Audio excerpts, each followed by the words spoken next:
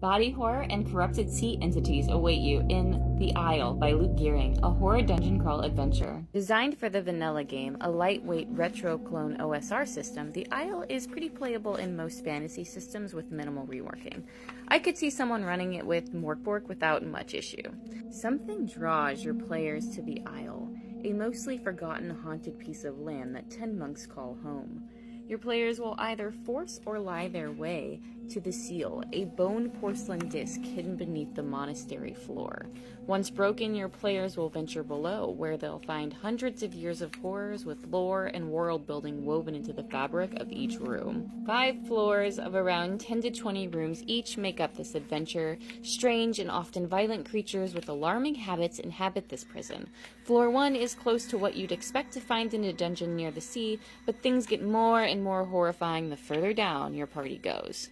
They might meet an amalgam of pony teeth that rolls around chewing air and stone, or choose between 2 undead brothers who want the other dead with different bargaining chips, or help a worm Ratatouille, a giant sea thing creature, or just die to one of the many traps.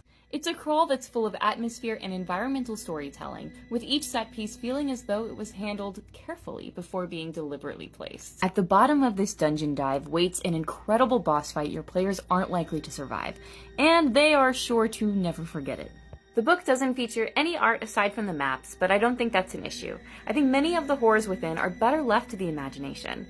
That said, I wouldn't have minded a little more intentional graphic design. I think it would have been nice if the names in the paragraphs of text were bolded, or if some of the margin space was used to help draw your attention to more important areas. It's nice that there's so much space to write, and that the paper is uncoated, so that you can use any utensil you favor when making notes or adding your own things to the dungeon. There aren't any quest hooks either, but I think you can keep them as simple as defeat the being at the bottom of the dungeon to get a lot of money for life, to avenge your clan, to impress the king and win his ear, to honor the favor of a god, to remove a curse on a loved one, etc., etc. Overall, I really enjoyed reading through The Isle as a standalone text. Adventures often aren't the most exciting thing to read through if you're not prepping for a game, but the prose is illustrative while being easy to digest and entertaining. The narrative voice is detached while harboring an ominous, foreboding tone. It draws you in and shows you the fresh blood, the whispering corpses, the beating heart.